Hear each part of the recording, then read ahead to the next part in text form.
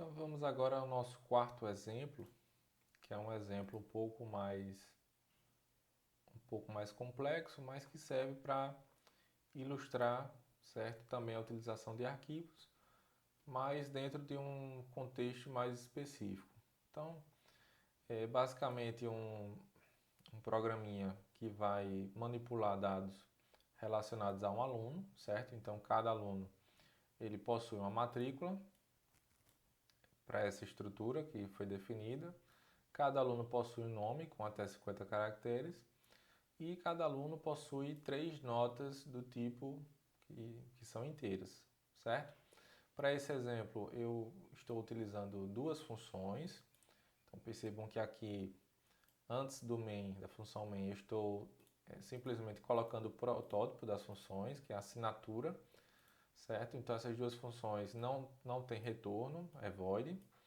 O nome é escrever novo aluno e ler alunos. Então nós temos duas funções que vão servir para manipular as informações que estão no arquivo.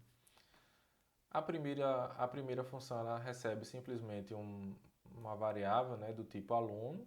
Então vai pegar as novas informações desse aluno e vai escrever no arquivo. E a segunda função recebe um ponteiro, né, um endereço de memória de uma variável aqui do tipo inteira, que representa a quantidade de alunos, e um vetor de alunos. Então, na função main, o que é que nós temos? Basicamente, uma estrutura bem similar de uma estrutura de menu, né, dentro de um laço, de um do while, em que esse menu ele vai sendo repetido até que o usuário digite o valor zero. E nesse menu nós temos três opções, uma para cadastro de alunos, uma segunda opção para listar os alunos cadastrados e uma terceira opção para fazer a procura pela matrícula, né? Então, para estruturar, nesse exemplo nós temos um switch case, certo?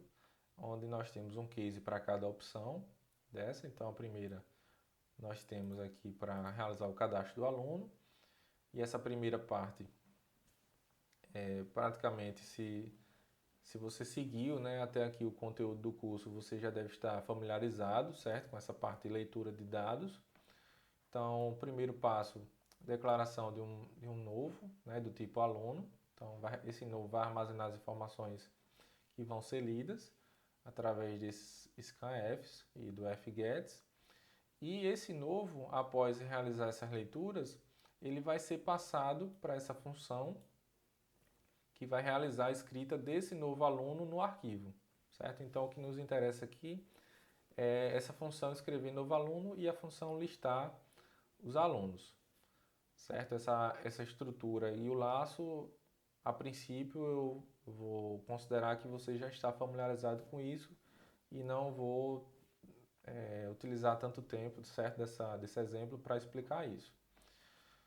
O segundo case também serve para realizar a leitura dos alunos do arquivo e após realizar essa leitura, essas informações desses alunos vão ser armazenadas em alunos e essa variável alunos ela representa um vetor, certo, com tamanho 50. E além disso, a depender da quantidade de alunos que vão ser lidos, eles vão ser salvos nessa variável aqui, QTDE. Então, após realizar a chamada dessa função, se a quantidade obtida, certo, dentro dessa função foi zero, quer dizer que não há alunos cadastrados. Então, isso é o que é exibido na tela. Se não, quer dizer que existem alunos cadastrados e esses alunos vão ter suas informações exibidas dentro desse bloco aqui do else, certo? E como aqui a gente tem simplesmente uma estrutura de repetição e alguns printfs para exibir as informações desse struct, eu também não vou utilizar muito tempo para explicar isso, pois considero que nesse ponto dessa aula você já está bem familiarizado com esse conteúdo. E nós temos aqui um default também dentro desse switch case para indicar que se o usuário digitar uma opção diferente, né, das especificadas, vai aparecer uma mensagem aqui para ele escolher uma opção válida, certo? Então, vamos agora ver essas funções ler aluno e a função listar alunos. Então, vamos começar aqui por essa função ler alunos, lembrando que essa função ela recebe um ponteiro, certo? Para uma variável do tipo inteiro, ela recebe um endereço de memória e ela recebe também uma variável que representa um vetor de alunos. Então, o que é que essa função faz? É uma função simples e ela tenta realizar a leitura dos alunos. Então, primeiro passo, declaração da variável arc, que também é um ponteiro para um file, certo? Vai servir para armazenar o endereço de memória do arquivo, caso ele exista. E percebam que aqui na chamada da função fopen, eu passo o R, certo? Que representa que vai ser tentado simplesmente ler as informações desse arquivo. E também estou declarando uma variável i que vai servir para armazenar a quantidade de alunos que vão ser encontrados, certo? Durante a leitura desse arquivo. Então, o primeiro passo, como eu já havia mencionado anteriormente, é fazer a checagem para verificar se o retorno dessa função foi nulo. Então, caso esse retorno seja nulo, quer dizer que ocorreu um erro e não foi possível abrir esse arquivo. Se não, então quer dizer que foi possível abrir e conforme o exemplo anterior, aquele exemplo do fscanf, é possível utilizar esse fscanf dentro de um while para fazer a leitura das informações de cada aluno por vez. Então, o que é que está sendo feito? O uso da função fscanf, passando o arquivo, o endereço do arquivo que foi aberto, e para cada tentativa de leitura, para cada leitura, vão ser lidas 5 informações. Um inteiro, seguido de um inteiro, outro inteiro, um quarto inteiro e uma string. Todos eles separados por vírgula e ao final um /n aqui para indicar uma quebra de linha. Então o que é que esses inteiros representam? O primeiro é a matrícula, os 3 inteiros seguintes são as notas e a string representa o nome do aluno. E esse while vai se repetir enquanto esse fscanf retornar diferente do EOF, que indica o final do arquivo. E para cada leitura que for feita de forma bem sucedida, essa variável i vai ser incrementada, certo?